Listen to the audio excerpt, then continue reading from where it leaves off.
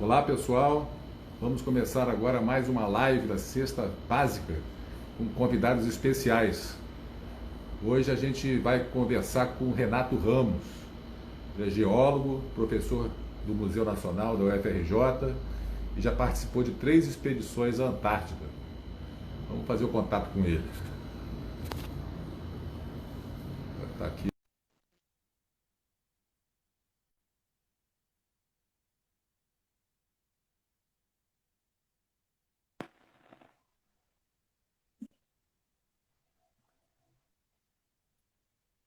Tudo bem, Renato? Olá, tudo bem? Tudo tranquilo? Fala, Renato. Fala, Gusmão, que saudade. Poxa, É verdade. A gente tinha muito contato, né, na pós-graduação lá da UFRJ. Depois disso a gente foi cada um indo para um lado. Pois é, Renato, Renato, vale. amanhã tem aula lá no MADC, Sábado, né? Tô indo para lá, ué. Desço Petrópolis direto para lá. eu vou dar aula lá, tem curso novamente lá, como é E nada, aula presencial só não sei quando. Saudades. Pra gente ver aí, amigão. Vê, querido. Renato, uma coisa só para a gente começar a falar a mesma coisa. Atualmente, qual que é a forma mais aceita? É Antártida ou Antártica? Eu sei que os dois estão corretos. Por exemplo, todos os programas antárticos usam Antártica, né? Antártida não está errado, é um galicismo, né? Antártida. Mas o mais certo para mim, o mais certo não, o mais usual, o mais correto, que é usado por todos os pesquisadores e programas antárticos pelo mundo é Antártica, anti-ártico. Ah, perfeito. E o nome vem de o oposto do ártico, não é o ártido, é o ártico. Mas consideram também Antártida certo, mas o mais correto é o termo esse termo usado, Antártico. Você me convenceu para falar Antártica a partir de agora, que eu desde do primário que eu falo Antártida. Foi como eu Não está aprendi. errado. Não está errado. Tá certo. E você já foi na Antártica desde que ano? A primeira expedição foi no verão de 98 para 99, né? Então a gente ficou num lugar na Península Antártica chamado Botany Bay, com professores lá do Instituto de Geociências da UFRJ, né? Eu estava no doutorado naquela época. Nós ficamos num lugar chamado Botany Bay, porque a quantidade de fósseis nas rochas era uma coisa incrível, e fósseis só de plantas. Então, literalmente, a gente tropeçava em fósseis de plantas do período Jurássico, 100 milhões de anos, cento e poucos milhões de anos atrás. Uhum. Tá certo. E vocês sempre vão no verão? Sempre no verão. Para fazer pesquisa, é no verão, porque a temperatura é menos frio, né? E a luz. Então, nessa última temporada de 2019, 2020, nós ficamos 57 dias acampados e eu só vi a noite no finalzinho, porque durante praticamente todo o tempo não havia noite, né? Assim, lá pela 1 hora da manhã, 2 horas da manhã, dava uma espécie de penumbra, assim, tipo um final de tarde. Mas logo depois, às 4 horas da manhã, já estava sol, né? Então, tem que ser no verão, porque a temperatura é menos hostil e a luminosidade, né? Não dá para trabalhar naquela escuridão antártica no inverno, né? E também as temperaturas chegam a 25, 30 abaixo de zero. Se a gente já sofre com médias de 0, -5, +5, imagina com 30 abaixo de zero. Sim, verdade. E quantas pessoas participam dessa expedição, em média? No grupo lá acampado, no nosso acampamento, tinham 9 pessoas, né? De 3 ou 4 projetos. Tinha um projeto com 2 pessoas, tinha um projeto no meu tinham 3 pessoas. Havia um outro acampamento também na mesma ilha, no meu projeto, de outro projeto, de 2 outros projetos, que é um meu e um outro projeto, com mais ou menos, acho que eram 6 pessoas, né? E sempre acompanhado de alpinistas, né? De pessoal para dar o suporte de segurança para a gente. Então, é sempre na Antártica, sempre tem os pesquisadores, dependendo do tamanho do grupo, um ou dois ditos alpinistas, né, que são caras que sabem de técnica de segurança, que dão todo esse suporte para a gente da parte de segurança. Ok. Renato, uma coisa que a gente tem curiosidade é saber como é que são as acomodações lá, como é que é o treinamento que vocês fazem, como é que é o tipo de roupa que vocês usam, como é que é esse mundo que a gente só vê no cinema. E você vê Existe para o pessoal que vai para a Antártica pela primeira vez, ou fica muito tempo sem ir, chamado treinamento pré-antártico. Quando eu fiz a última vez, foi em 2006, a gente passava uma semana na base do Cadinha, aí na ilha de Marambaia, e também tinha uns dias no Itatiaia. Né? Em 98, quando eu fiz o meu primeiro TPA, né, o treinamento pré-antártico, você sai de uma região tropical, ali na beira do mar, na ilha de Marambaia, e sobe para o Itatiaia.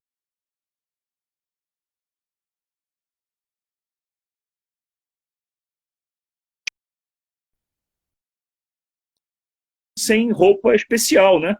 Já a gente usa roupas especiais, né? Que é assim o que eu posso dizer assim, de forma didática, é o conceito da cebola, né? Onde você usa camadas de roupa, né? Usa, por exemplo, no tronco, uma camiseta, geralmente uma camiseta de tecido sintético, não de algodão, que não retém muito suor, um casaco de lã, ou um casaco daqueles mais modernos, de tecido mais moderno, pode usar, e aí por fora é necessário o que se chama de corta-vento, né? Que seria um capote por cima para evitar o efeito do vento, que é o pior de tudo lá. E assim, a temperatura que você pegou mais baixa e a sensação térmica mais baixa, de quanto foi? Você lembra? Nessa vez agora, a gente chegou lá no iniciozinho de dezembro de 2019. A gente ficou na ilha Marambio, que os ingleses chamam de Seymour Island. Fica perto da Península Antártica. Então, lá nessa ilha, na Marambio, que tem a maior base aérea argentina na Antártica. Né? A gente via, às vezes, o avião descer na base, no alto de um tabuleiro. Assim. Então, quando a gente chegou em dezembro, estava bem frio. Né? A média de temperatura deve ter sido a média na ordem aí de -3, -4, alcançava aí talvez 15, 10, a sensação térmica de 10, 15 abaixo de zero. Né? Em janeiro melhorou. Venta muito janeiro... lá? Hã? Lá venta muito? Venta o tempo todo, ou mais ou menos. Né? Então, no lugar que a gente estava, o que acontecia? O vento que vinha do sul era um vento gelado, de congelar os ossos, né? Que é o vento que vem do sul, né? De cima das calotas e tal. E aí, o vento que vinha de norte era um vento úmido, que vinha do mar. Então, um vento que trazia muita neve. Então, a gente estava sempre entre a cruz e a caldeirinha, né? Porque quando ventava de sul, era um vento cortante, um gelo seco. E o vento que vinha de norte era um vento frio, menos frio, mas que trazia neve. Então, bem frio. Eu gosto, mas é duro. E a gente, várias vezes no trabalho de campo, a gente teve que abortar depois de 1, 2 horas por conta da sensação térmica, que era muito baixa. A Márcia está falando que você reclamava do frio o tempo todo. Dezembro, sim. Em dezembro estava bem frio. Em janeiro melhorou. Em janeiro foi bem agradável. Mas mesmo assim, a sensação térmica é sempre muito penosa, né? Para a gente que trabalha exposto, né? A gente faz trabalho de campo e é um trabalho assim muito lento, é um trabalho de fazer perfil, de descrever a rocha com muito detalhe, descrever os fósseis. Então é um trabalho lento, exposto ao ar livre. Então a gente fica muito exposto ao vento. Então é penoso, é penoso. Teve dias que foram muito penosos. As mãos, né, as extremidades, as pontas dos dedos e tal, descascavam com o frio, né? Porque a gente não podia usar uma luva muito pesada, porque tinha que escrever. Então, geralmente, usava aquela luva de fundigo, né? Aquela luva sem dedo, e para poder escrever, e aí as impressões digital sumiam, porque descascava tudo. Tá. De queimadura do frio. Caramba! E você, além disso, tinha a questão do isolamento lá, que você falou que ficou quase 2 meses, né, isolado, e essa questão do isolamento e confinamento lá te ajudou a passar melhor para essa pandemia que a gente está passando aqui? deu uma queda de tensão aqui. O isolamento, assim, é engraçado, né? Porque a gente chegou em dezembro de 2019, ficou quase 2 meses acampado. Aí chegamos no Rio em fevereiro, né? Comecinho de fevereiro, e aí teve um mês de vida normal e depois isolamento da pandemia. Ou seja, desde dezembro do ano passado, eu só tenho um mês que não estava isolado. Né? Só que o isolamento antártico, eu escrevi um artigo sobre isso no site Quarentena News. Quem quiser ir lá buscar, é um Facebook do Quarentena News que eu escrevi o Saudade do Isolamento. Né? Porque o isolamento da Antártica é um isolamento que você está isolado completamente, né? Mas você está ao ar livre, você tem autonomia para você ir andar, para ir trabalhar, e você tem principalmente uma rotina. Então, quando o tempo permitia, e foram muitos dias, né, a gente saía de manhã, acordava, tomava café, lendo com calma, lá pelas 10 horas da manhã, 11 horas, a gente saía para o campo e trabalhava até os 5, 6 horas da tarde. Então, havia uma rotina, coisa que nessa pandemia fica mais complicado. Então, eu tenho uma saudade do isolamento lá. Obviamente que não tem os confortos daqui do Rio de Janeiro, de onde eu estou aqui em Petrópolis, mas tem uma rotina, pelo menos, coisa que na pandemia fica mais complicado. Ah, tá. Eu vi uma matéria essa semana no jornal, não sei se você viu, de uma médica, moradora de Nova Iguaçu, que participa das expedições lá na Antártica. Chegou a ver essa matéria? Não. Ela se chama Letícia Matos. E aí ela estava comentando, né, a questão da acomodação, a questão lá dos recursos, da alimentação. E ela disse que não houve nenhum caso de Covid lá registrado. Quer dizer, não houve. Essas medidas de isolamento deram certo. É o único continente do planeta que a Covid não chegou. E eles estavam com muito receio, né? Porque praticamente todas as operações antárticas esse ano foram canceladas, inclusive a brasileira, né? Os militares vão lá, a Marinha vai lá, o Ari Rongel e o Max vão lá para a Antártica para abastecer a estação. Mas não houve, esse ano, pela primeira vez, desde o início do Programa Antártico Brasileiro, não vai ter pesquisa, né?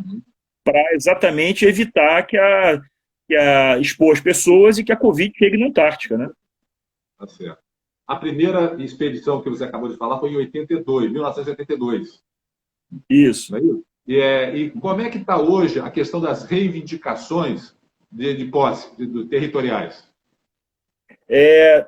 Explica um pouquinho o que é isso e como é que são o tipo de país que faz reivindicação ou não faz. Tá.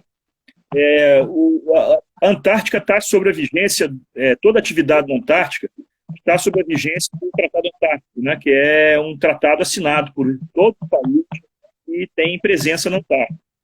E esse Tratado Antártico, ele, entre outras coisas, ele não contrapõe-se às pretensões territoriais de alguns países. Mas, entretanto, essas pretensões territoriais estão congeladas durante a vigência do Tratado Antártico. Por exemplo, a Argentina, o Chile, a Inglaterra são países territorialistas, são países que reivindicam uma fatia mesmo, como se fosse uma pizza, da Antártica, né? Então, só que o estranho é que, por exemplo, a Inglaterra, que é pioneira na exploração antártica, a Argentina, que tem uma presença na Antártica de mais de 100 anos, o Chile tem uma presença na Antártica muito antiga, eles reivindicam o território, mas os três territórios, o território reivindicado é praticamente o mesmo pelos três, né? Então, a fatia de pizza a Inglaterra, a Argentina e o Chile reivindicam. Isso não está descartado completamente, mas, por enquanto, isso está congelado. Agora, países feitos, por exemplo, a Rússia, os Estados Unidos e o Brasil, não reivindicam territórios, né? Agora, nenhum país, mesmo com a Argentina, o Chile, a Inglaterra reivindicando o território, eles não podem impedir que ninguém pesquise, trabalhe nas regiões que eles reivindicam, né? só não pode fazer pesquisa mineral, pesquisa assim, exploração mineral, exploração do mar. Isso está completamente vetado, né, na vigência desse Tratado Antártico. Eu não lembro mais quando é que termina a vigência desse Tratado Antártico, eram 40 anos, isso foi assinado, eu não lembro mais, mas vai ser um pega para capar quando tiver que refazer o Tratado Antártico. Então, a realidade mudou, a realidade do mundo mudou, países que assinaram no passado, feito a União Soviética, nem existem mais. Então, quando voltasse essa discussão, vai ser um pega para capar. Então, todos os países têm que ter, para reivindicarem qualquer coisa no futuro, eles têm que ter pesquisa científica na Antártica, presença e pesquisa científica. Esse é o motivo do Brasil já estar lá desde 82, então. Exatamente. O Brasil tem uma presença lá, através da Estação Antártica Comandante Ferraz, né, que foi reconstruída e reinaugurada agora no início do ano. Então, assim, o Tratado Antártico ele impõe algumas condições, ou seja, presença, pesquisa científica de qualidade, preservação do meio ambiente, essas coisas todas são exigidas pelo Tratado Antártico para que os países se capacitem a, no futuro, discutir o destino do continente antártico. E o destino que você fala é a exploração dos recursos naturais. Inclusive, o que seria trágico, mas que é uma coisa que não está descartada no futuro. Porque lá tem bens valiosos embaixo da Terra? Sim. Né? A Antártica ela é 98% coberta de gelo, mas ela é um continente como outro qualquer, com rocha debaixo, com recursos minerais. Né? Lembrem que a Antártica estava conectada à América do Sul há não muito tempo. Aí, há 30 milhões de anos atrás, a Antártica era conectada à América do Sul, já foi conectada à África, já foi, né, à Austrália, no paleocontinente gondwana. Então, era parte de um mesmo supercontinente e tem, provavelmente, recursos minerais idênticos que tem ao Brasil, que tem na Austrália, no sul da África, que tem ouro, que tem diamante, quem sabe petróleo, né? Mas, por enquanto, a exploração é muito complicada, a logística é muito complicada. E o gelo, né, o frio e o inverno muito rigoroso torna essa logística muito mais complicada. Mas no futuro ninguém sabe, né? Tá certo. Renato, você disse, quer dizer, eu não sei se eu estou falando certo, mas você disse que na sua expedição você vai com 9 colegas? Não entendi a pergunta. Na sua expedição, na última, você foi com 9 colegas? Fui, com vários colegas do Museu Nacional. 9? Né? Foram 9 com você? Não vi, não estou... Foram nove pesquisadores? Sim, foram pesquisadores de Viçosa, um de Viçosa, um da Bahia, 3, no meu acampamento, 3 do Museu Nacional, tinham 2 rapazes médicos de um projeto chamado Saúde Antártica, foi a primeira vez que eles foram, cujo o objeto de estudo deles eram nós outros, né? Eles foram estudar a questão de saúde mental na Antártica. Então, eles faziam atividade com a gente sempre preenchia um formulário todo dia sobre humor, sobre disposição, né? Então, é um projeto muito interessante.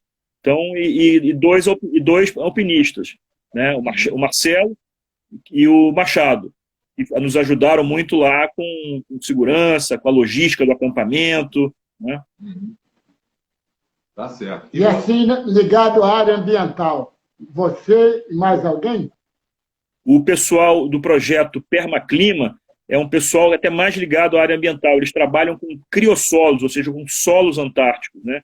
Então, essa dupla, né, o Roberto e o Pedro Henrique, eles instalaram no local próximo do nosso acampamento, na Ilha Marâmbio, uma estação de medição de temperatura no solo, uma sonda, né, para medir a temperatura em vários níveis do solo, de 1 metro, 80 centímetros, até a superfície, e também com um termômetro de temperatura do ar, né? E essa sonda, quando a gente estava indo embora da Antártica, já estava saindo pelo Estreito Antártico, logo depois, no iniciozinho de fevereiro, ela que saiu, isso teve muito destaque na imprensa, na BBC, na Globo, né?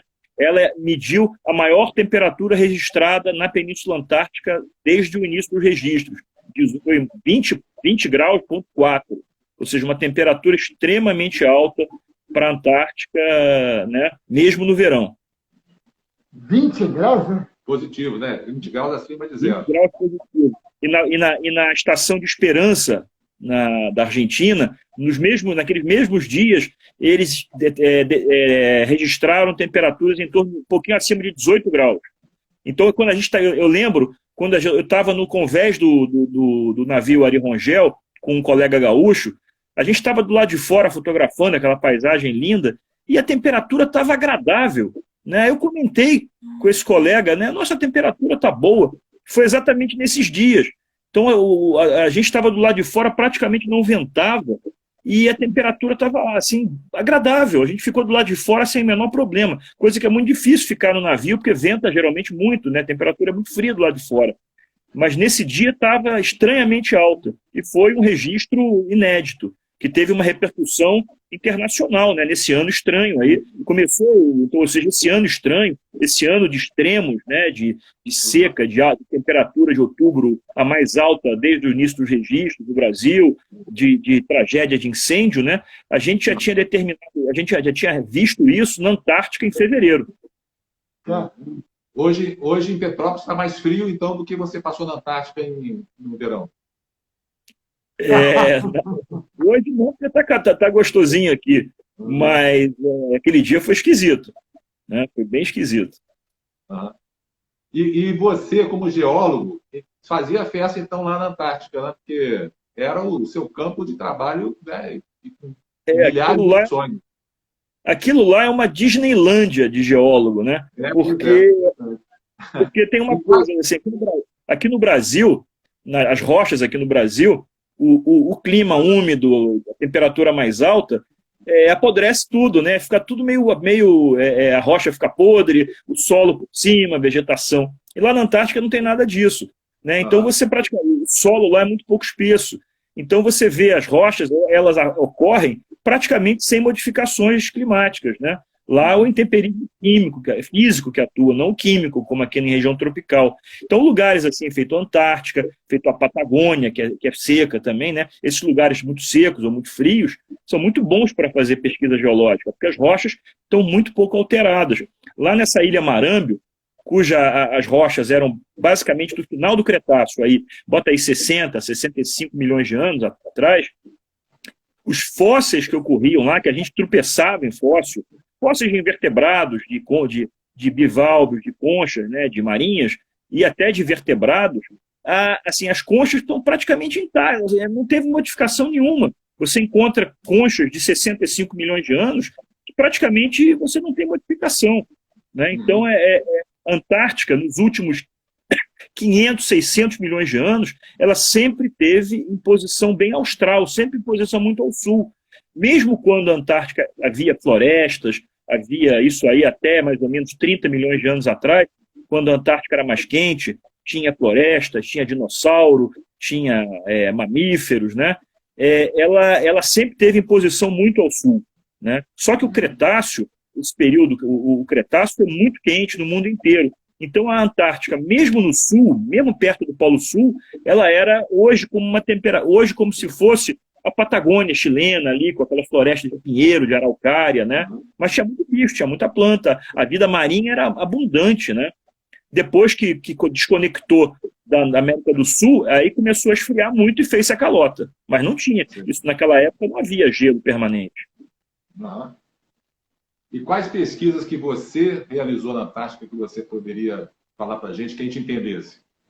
Em 98, 99, com o pessoal lá do Fundão, da geologia do Fundão, foi geologia pura, né? Foi mapeamento geológico, fazer perfil estratigráfico, ou seja, fazer perfil medindo as camadas de rocha detalhadamente, descrevendo, para entender como é que aqueles ambientes no passado se sucederam, né? Que tipo de ambiente era, se era marinho, se era um fluvial, se era um lago, né? Então a gente fazia esse trabalho muito detalhado de entender as camadas de rocha e também fazer o mapa geológico dessas rochas. Isso foi em Botany Bay, que fica na Península Antártica.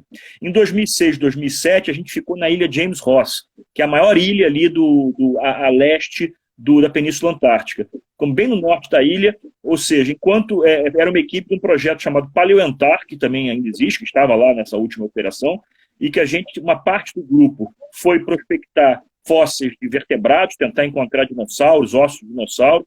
Encontramos lá ossos fossilizados de um plesiosauro, que é aquele réptil marinho, que parece o monstro do Lago Ness, que era o mais antigo plesiosauro encontrado na Antártica.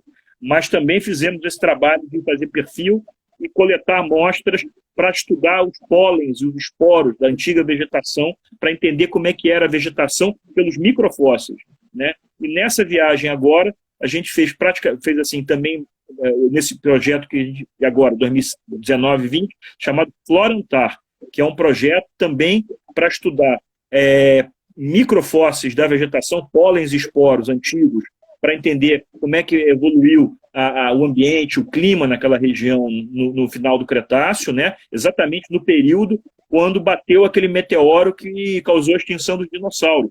A gente lá em Marambi tem um afloramento, lá um depósito, que você bota o dedo no limite chamado limite KPG, que é o limite entre o Cretáceo e o Paleógeno, ou seja, o momento que bateu aquele meteoro ali no Yucatán, no México, e que causou uma modificação total na vida no planeta, né?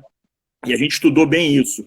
Então, coletou muita amostra para fazer essas análises de microfósseis, mas também fez um estudo muito detalhado com o professor Sandro sobre paleoinvertebrados, né, marinhos. Então, a gente coletou muito fóssil, encontramos alguns fósseis de vertebrados marinhos também, plesiosauros, mosasauros. É muito interessante, né? E é um trabalho que alia geologia e paleontologia o tempo todo. Sim. Renato, a gente faz essas lives, Martim e eu, desde o dia 5 de junho, que foi o dia do meio ambiente. A gente estava isolado em casa, né? E começamos a fazer essas lives. Hoje é a 19ª, eu acho. Eu não sei direito. É 19ª? 19ª, na minha conta. É 19ª. Fizemos vários episódios. Tipo assim, tipo a Netflix, né? Fizemos temporada de licenciamento, auditoria, fizemos a parte da explosão que teve em Beirute, falamos de audiências públicas e agora estamos no episódio 3 da temporada Convidados Especiais. E os comentários que chegam aqui são interessantes pelo seguinte, que as pessoas estão sugerindo você escrever um livro sobre as suas experiências, né? Você já pensou nisso? Já, eu tenho diários das 3 viagens, das minhas 3 idas, eu tenho os diário mesmo. Todo dia eu escrevia o que eu fazia, o que acontecia. Então, esses diários já são 2 volumes dessas 3 viagens. Então, um dia esperando que eu tenha paciência de sentar e escrever alguma coisa. Pretendo, antes de morrer, porque depois fica difícil. Eu acho que vai ser fácil de você conseguir um editor, hein? Pois não é uma novidade, né? Por exemplo, os nossos antecessores, os gigantes que nos antecederam, né? No final do século XIX, no começo do século XX, existem vários livros de aventuras na Antártica, né? Você, por exemplo, um ídolo de todo explorador antártico é o Ernest Shackleton, né? Que eu vou botar até aqui para vocês verem, ó. A gente está vendo ao contrário. Isso. Shackleton. O contrário é uma arte, amigo. O Renato. O Shackleton é um cara que é um ídolo, que é um cara que tem umas aventuras assim na Antártica maravilhosas. Um outro cara que também tem um livro, que esse aqui não foi no Brasil ainda. O Renato me deu de aniversário, esse livro é sensacional, né, Lito? Existe uma literatura muito grande já em português sobre a Antártica, que começou a ser publicada no início desse século. Teve um período que foi muito livro publicado, do Shackleton, do Scott, do Amundsen. Existe um livro chamado A Pior Viagem do Mundo, de um cara inglês chamado Apsley Cherry Garrard, que ele conta uma viagem que ele fez em 1910, 1911, para coletar ovo de pinguim imperador no inverno, a 30, 40 graus abaixo de zero, que eles chamam de a pior viagem do mundo. Eu não sei como é que esses caras sobreviveram. Ou seja, esses caras na fase heróica antártica são gigantes, né? São caras que iam para a Antártica de navio de madeira, com roupas que não chegam nem aos pés das roupas atuais, né, com produtos especiais e tal. Então a gente está lá, a gente está nas costas de gigantes, de caras que tiveram lá e que, de fato, esses eram gigantes. Então, esses caras escreviam livros. Eles tinham... Um outro cara que eu gosto muito é esse aqui, ó, Otto Nordenskjöld. É um sueco de uma expedição, a expedição antártica sueca, era geólogo esse cara. Tem um nome esquisito, dá para botar aqui, ó, Nordenskjöld. Né? Esse cara, ele deixou também um livro contando as aventuras que eles invernaram 2 anos na ilha Snow Hill, que ficava pertinho do lado da ilha onde eu fiquei. Ficava do meu acampamento até o acampamento deles, era um pouco menos de 12 quilômetros. E esses caras invernaram 2 anos lá. E é uma coisa impressionante o que esses caras contam. Né? Então, uma coisa que alentou muito a gente durante o acampamento, aqueles dias que a gente não podia sair por causa de tempestade, era eu ler para o pessoal essas aventuras dos nossos antecessores, essas conquistas, né, da Antártica, e isso é muito bacana. Os pioneiros que, na verdade, as metas até mudavam. Né? O Shackleton, por exemplo, ele tinha uma meta que não atingiu, e a meta mudou para ele tinha que voltar vivo com a equipe.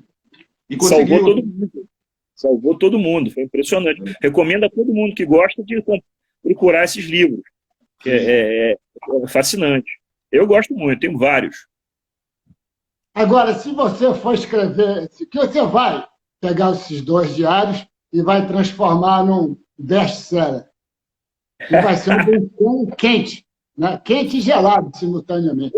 Mas quem vai ficar no seu pé para você fazer isso, sabe quem é? É?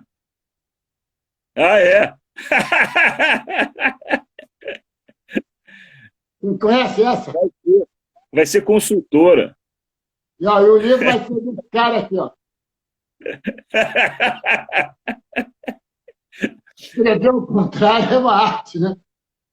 Não, tem aventuras também. Em 98, em 99, quando a gente estava quase saindo do acampamento, eu estava trabalhando distante do acampamento, na beira do mar, e o céu ficou cinza chumbo. E a gente via lá no mar, lá longe, os icebergs passarem rapidinho, porque estava ventando muito, mas a gente estava protegido pela escarpa, né? Quando a gente chegou no alto da península, um vento desgraçado. Então, assim, um vento que era até difícil andar contra o vento, e a gente tinha que chegar no acampamento contra o vento. Na madrugada dessa noite, um vendaval que o alpinista, na época, calculou com rajadas aí de 150 km por hora, destruiu nosso acampamento. A gente ficou a noite inteira pendurado na última barraca que sobrou, e quando vinha a rajada de vento, eram rajadas, né?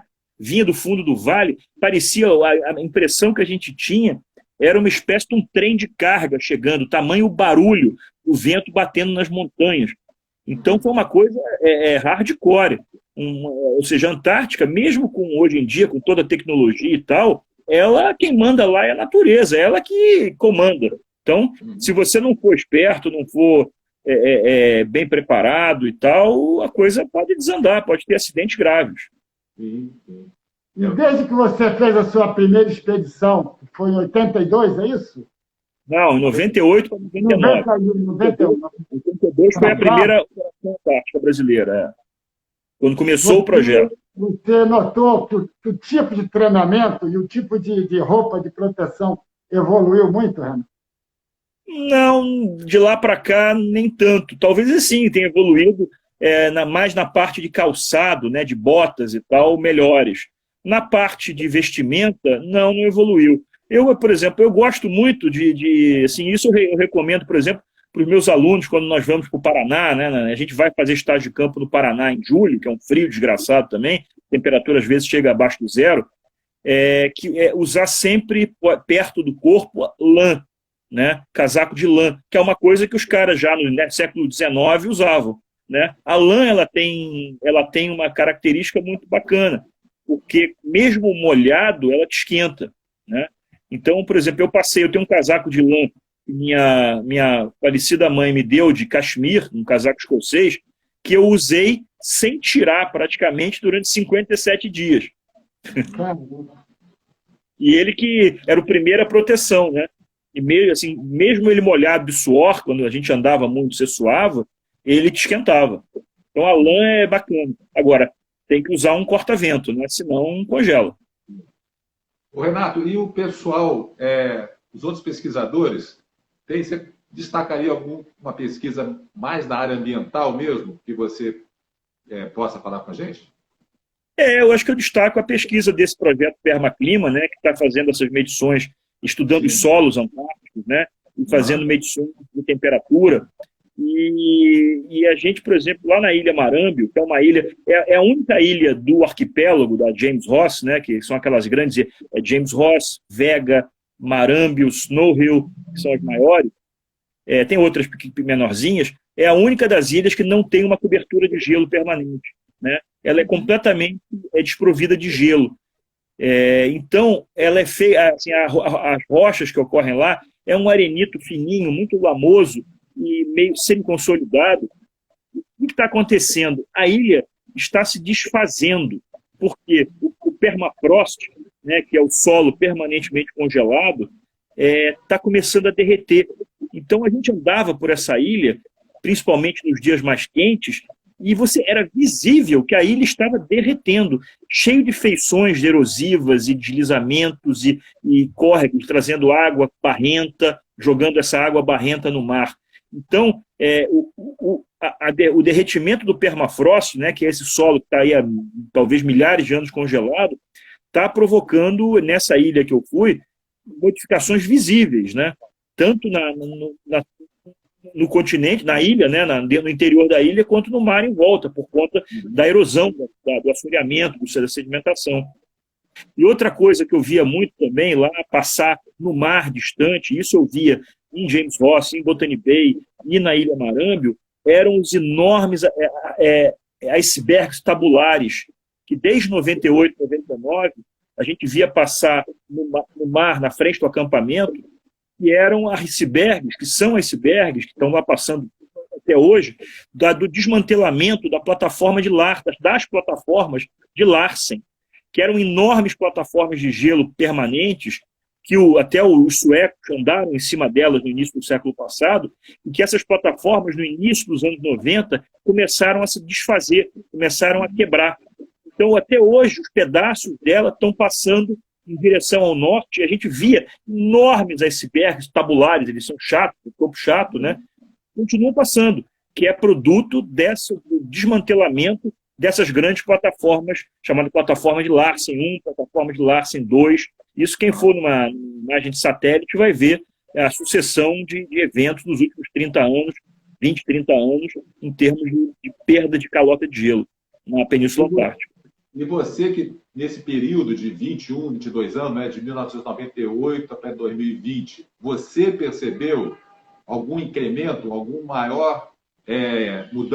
maior mudança significativa em função de mudança climática? Eu não percebi, porque eu tive em 3 lugares diferentes, não deu para comparar, né?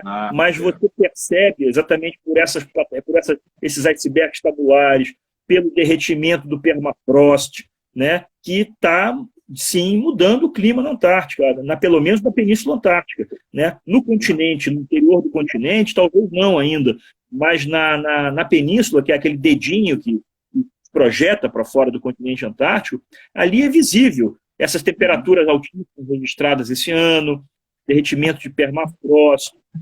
Por exemplo, a Ilha Marâmbio, ela é conhecida pelos argentinos como barrambio, de barro. Ali, quando nevava, virava um barro só. E teve uma noite em janeiro que foi muito esquisita, porque de madrugada choveu, não nevou, choveu durante 3, 4 horas, chuva forte, né?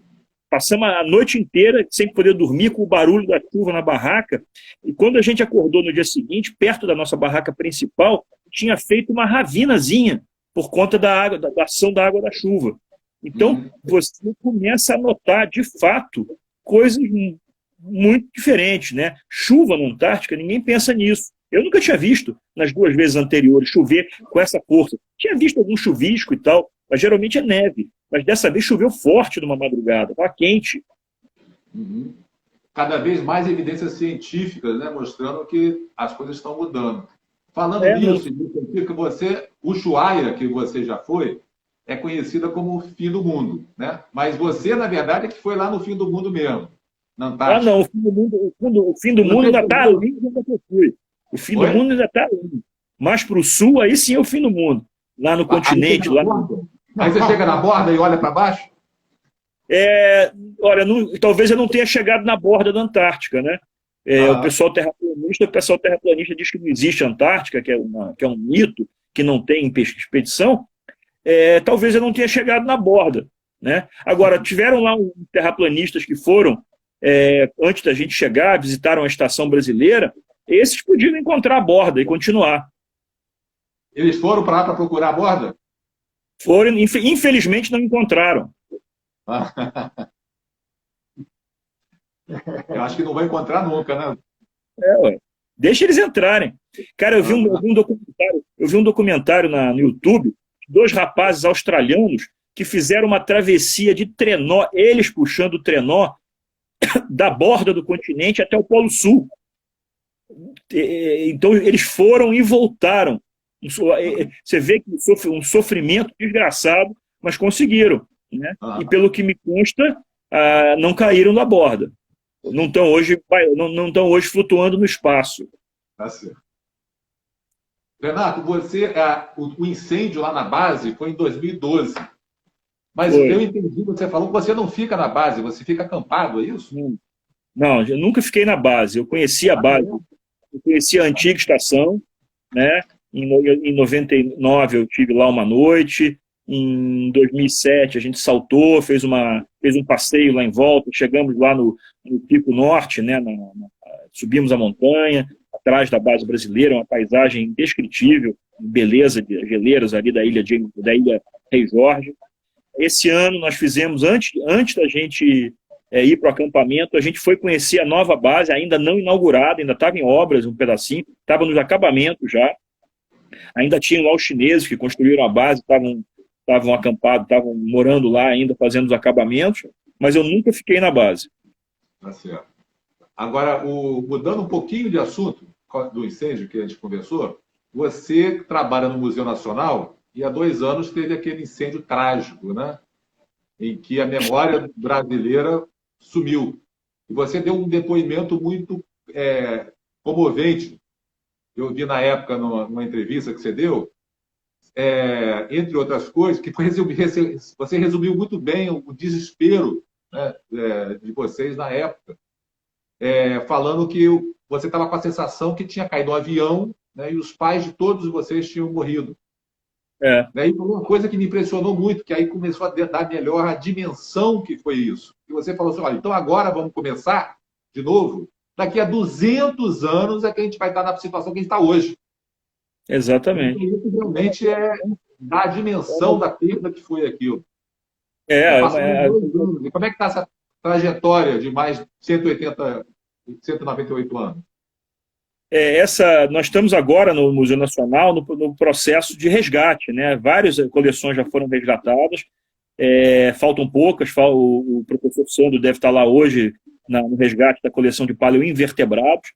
A perda foi muito grande, mas assim, se algum departamento do museu tinha esperança de recuperar peças, era o nosso, né? Por conta de ser rocha. Mas mesmo assim a gente perdeu muita coisa. Por exemplo, coleções coleções de rochas que estavam mais na borda da sala foram mais preservadas. Mas, por exemplo, coleções onde tinha muito calcário, todas as amostras de calcário praticamente viraram pó, literalmente calcinou por conta do calor, né? Então perdeu-se muita coisa, mas também resgatamos muita coisa, né? Então não foi uma perda completa. A gente está trabalhando lá, resgatando amostras, para que no futuro a gente possa voltar a incorporar isso tudo em coleções e recuperar e recomeçar. Então essa viagem para a Antártica é um recomeço também. A gente foi lá, coletou muita amostra, né, para recompor as coleções do Museu Nacional. Mas a gente tem que ter isso na cabeça, que é o início de um trabalho, início de um processo que vai demorar décadas e décadas e décadas para a gente voltar a ter um acervo como a gente tinha antes do incêndio. Mas é isso aí, vamos tocar para frente e voltar a ter O museu nunca morreu, o museu continua vivo exatamente nessas pesquisas. Porque você já imaginou só, se nós tivéssemos um enorme acervo de coleções, e esse acervo de coleções não fossem alvo de pesquisas científicas. Por exemplo, se o Museu Nacional não fosse vinculado à Universidade Federal do Rio de Janeiro. Ou seja, todo esse acervo do museu, ou pelo menos uma boa parte do acervo do museu, foi alvo, nos últimos décadas, de teses, de dissertações, de pesquisas científicas que imortalizaram essas peças que foram perdidas no incêndio. Então, inúmeras peças, tanto da parte de biologia, de paleontologia, de geologia, de antropologia, que foram perdidas, que elas estão imortalizadas pelas pesquisas. Imagine se não tivesse essas pesquisas. Aí o prejuízo ia ser muito maior. O prejuízo cultural, o prejuízo científico seria muito maior. Verdade. Agora, o Renato, conta para o Gusmão aquela história que você tomou posse do continente antártico para a nação tricolor. Claro. Eu não vou dizer que eu fui o primeiro. Ainda nos anos 80, o professor Rocha Campos, da USP, hasteou uma bandeira do Palmeiras lá na Antártica. Mas eu acho que eu fui o segundo, porque em 1999, finalzinho de 98, eu hasteei lá, botei no acampamento uma bandeira do Fluminense. E eu repeti isso em 2006, 2007, e está sempre lá, a bandeira do Flusão está sempre na Antártica tremulando lá, naquele vento forte, fica linda, aquele contraste do verde, vermelho e branco, né? com aquelas rochas escuras, com aquela neve. Né? A bandeira do Flamengo não é fotogênica, não fica bem, não. Mas sabe o que acontece? Você é pesquisador e visionário. Por quê? O Flamengo nasceu de uma dissidência do Fluminense. O Flamengo é o filho do Fluminense. Então, essa bandeira do Fluminense que está lá, ela tem uma grande presença rubro-negra também, porque nós somos co-irmãos. Ou no futebol, nem na Austrália, na Antártica não fica congelado, senão? Eu não devia dizer isso não, mas em 98, o meu colega Rodrigo Peternel, ele também hasteou a bandeira do Flamengo lá. Então lá reina o espírito antártico. Né? Lá, por exemplo, vou te dizer uma coisa, o espírito antártico é muito bacana, porque durante a ditadura chilena, do Pinochet, do lado da estação chilena, Eduardo Frei, existe uma estação russa, que na época era a União Soviética. E mesmo durante a ditadura do Pinochet, os chilenos e os soviéticos se davam muito bem lá, porque é necessário, né, esse espírito antártico. Isso vale também lá, a gente é Flamengo, é Fluminense, é Botafogo, é Palmeiras, lá reina o espírito antártico, né? Então a gente coabita bem. Quer dizer, quando a gente assiste assim, uns documentários, né, uns filmes sobre a Antártica, a gente fica muito... A grande preocupação sempre é o tema da nossa live também, que são as mudanças climáticas. Né? Hoje, quando a gente fala mudanças climáticas ou fala camada de ozônio, há muita gente ainda questiona isso, gente tecnicamente até respeitada. E como é que é essa situação lá, Renato? Tem gente que ainda que frequenta a Antártica, que visita, e que tem esse tipo de questionamento também? Eu imagino que sim, né? Até porque, por exemplo, para você sentir, assim, sentir visualmente, né? Sentir a mudança de temperatura, você tem que ir algumas vezes, né? Não adianta ir uma vez só, né? Então eu digo para você que eu fui lá, eu fui a primeira vez há mais de 20 anos e fui 3 vezes com distância, com um espaçamento muito grande entre essas idas, né? 98, 2006, 2019. E é visível, chega a ser visível, chega a ser sensível essa mudança climática na Península Antártica, mesmo sem ter ido no mesmo lugar todas as vezes, por aquilo que eu falei, né? Os icebergs, o derretimento do permafrost, né? Então, agora, você tem pesquisadores que estão lá, muitos pesquisadores internacionais que estão pesquisando isso na Península Antártica e que têm pesquisas científicas de comparação de imagens de satélite ao longo das últimas décadas e tal, e isso é mais claro ainda, né? A perda do gelo naquela região é muito grande. Você tem, para geólogo é ótimo esse aquecimento lá, porque você tem cada vez mais afloramento de rocha para estudar. Existe uma ilhota, existe uma ilhota, que eu não sei o nome, entre a Ilha Vega e a Península Antártica, que nos últimos 20 anos perdeu praticamente todo o gelo. Então, há 20 anos atrás, ela tinha uma calotinha de gelo. Hoje é rocha exposta. Então, aumenta o número de afloramento para a gente estudar. Mas, em compensação, os efeitos são bastante preocupantes, né? Principalmente em relação à questão de elevação do nível do mar. Em relação à fauna, vocês têm contato, observam os animais, o comportamento deles? Sim, assim, naquela região, por exemplo, em Botany Bay e em James Ross, que fica que separa Botany Bay na península e a ilha James Ross, é um canal chamado Canal do Príncipe Gustavo. Esse canal, até 30, 50 anos atrás, ele congelava completamente. Hoje ele tem navegação, dá para navegar, tanto que deixa a gente lá. Nesse canal parece que as águas não tem muito nutriente, não tem muita vida. Então a gente via esporadicamente alguma foca do Edel, às vezes via passar na frente uma baleia, né, no canal, e uns pinguinzinhos de pato, né. Na Ilha Marâmbio, a gente viu mais pinguim. Vi muito pouca foca, vimos algumas assim passar na frente do acampamento, mas os pinguinzinhos eram bacanas. O pinguim de Adélia, que é um pinguinzinho bem pequenininho, todo dia eles vinham visitar a gente. Saíam do mar, pinguins iam visitar a gente. Tanto que tinha o lá que nós virou nosso amigo, o Jurandir. O Jurandir é uma figura lendária, né, da exploração antártica, nosso amigo, que vinha nos visitar todo dia, bater um papo, né? A gente não podia dar comida para ele porque é proibido interagir dessa forma com a fauna. Mas ele todo dia batia ponto e levava os amigos para conhecer ainda, os humanos. Renato, tem umas perguntas que o pessoal está fazendo. Qual é a roupa térmica que você comentou que vocês usam? É cedida por quê? Vocês têm que comprar? Não, por exemplo, você tem que comprar, por exemplo, cerola, essas calças essas calças de tecido especial, casaco de lã, camiseta você traz, leva do Brasil. O programa Antártico ele te oferece a vestimenta especial, que seriam esses corta-vento, né? Então uma bota especial, um corta-vento, luvas especiais.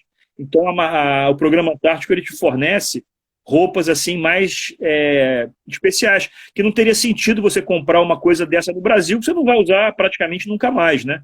Então, isso eles cedem, você pega lá, a gente sai do Rio de Janeiro de avião da Força Aérea, um Hércules, para em Pelotas, dorme em Pelotas uma noite, para pegar as vestimentas. E aí decola, vai geralmente para Punta Arenas, onde também pernoita, e lá ou pega o navio em Punta Arenas, ou o próprio avião da Força Aérea deixa a gente na base aérea chilena, na Ilha Rei Jorge, que é a mesma ilha onde tem a Estação Ferraz, e lá a gente pega o navio. Eu já fiz as duas coisas. Já atravessei o Drake de navio, que felizmente o mar estava tranquilo, e já atravessei o Drake várias vezes de avião. Duas, né? Então o navio ele fica ancorado no Chile? Fica ancorado geralmente em Punta Arenas, no Chile. Tá. É um navio brasileiro? A Marinha tem dois navios polares, o Ari Rongel, que é o que eu só viajei nele, e o Almirante Maximiliano, que é um outro navio também. O Brasil tem dois navios polares. Tá certo. Não são quebra-gelo. Eles não são quebra-gelo, são navios polares. Tá certo. O primeiro navio era o Barão de Tefé, não é isso? Barão de Tefé. Esse já aposentou, tem vários anos. Tá. Tá certo. Tem uma pessoa perguntando aqui em relação a se vocês não saem aqui do último porto brasileiro de Rio Grande. Não, a gente para em Pelotas exatamente para pegar as vestimentas que ficam em Rio Grande. Mas não sai. Toda a gente vai até Punta Arenas, ou para em Punta Arenas e depois vai para Eduardo Frei, que é essa estação chilena. Normalmente é assim. Tá certo. E a próxima? Quando é que vai ser a próxima? Eu esse ano não iria mesmo, né? Eu ia dar um gap. Esse acampamento de 57 dias foi hardcore, né? Eu não faço mais um acampamento de 57 dias, não. Correu tudo bem, pessoal muito bacana, mas é muito cansativo. Não sou mais garoto. Mas eu pensava em ir ano que vem. Agora, não sei, como não teve esse ano, a gente tem que ver. Nós ainda temos 3 anos de projeto. Eu pretendo voltar. Não sei se ano que vem ou no outro, mas eu pretendo voltar. Né? Enquanto eu tiver fôlego, eu vou à Antártica. Então, é inesquecível. Um negócio assim que deixando... Se você perder o fôlego lá, como é que o resgate de você para o continente daqui, na América do Sul?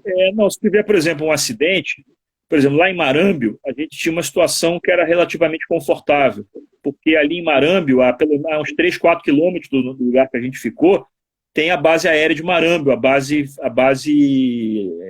grande, né? Então, qualquer acidente ali, o próprio helicóptero argentino poderia resgatar a gente e depotar um avião e levar para o continente. Então, isso existe muito na Antártica, essa solidariedade entre países, né, é muito forte, né? Então, qualquer emergência que tenha lá, qualquer base que estiver próximo e tal, vai te ajudar com certeza. Né? Nós temos que agradecer muito. Nós ficamos, no nosso acampamento, ficou do lado de uma instalação argentina, chamada Casa de Botes, é uma casa pequena. E em janeiro chegaram alguns militares argentinos. E esses caras foram, assim, foi uma convivência muito bacana, foi uma convivência muito boa. A gente deve muito a eles, assim, em termos de ajuda, de suporte, por exemplo, de coisas que do nosso acampamento, de comida, que já tinham terminado, eles nos cederam com muita gentileza, assim, foi uma solidariedade muito grande. Tenho muito a agradecer aos companheiros, aos colegas argentinos lá na Ilha Marâmbio. Renato, você arrumou um problema para mim, sabia? Porque tem um monte de tricolor que está querendo a foto da bandeira do Fluminense lá na base. Eu mando para você. Você manda pelo zap para mim ou pelo e-mail? Você tem essa foto? Eu não tenho teu zap, mas eu mando para o Demartini. O Demartini me manda teu zap. Eu mando para ele. E lembrando que, como o Nelson Rodrigues falou, tricolor é o Fluminense. O resto são só times de 3 cores. Exatamente, sabe as palavras. Até porque somos os primeiros. Tricolor é o Fluminense, o resto é time de 3 cores. Tá bom. Muito bom, Renato. Eu estava com expectativa dessa nossa conversa e correspondeu e até ultrapassou. Gostei muito. A nossa conversa deve estar chegando a hora aqui da gente terminar. Né? Porque é 1h e termina e já estamos, acho que já no finalzinho. Quer falar mais alguma coisa que você lembre ou que você acha que vale a pena de comentar?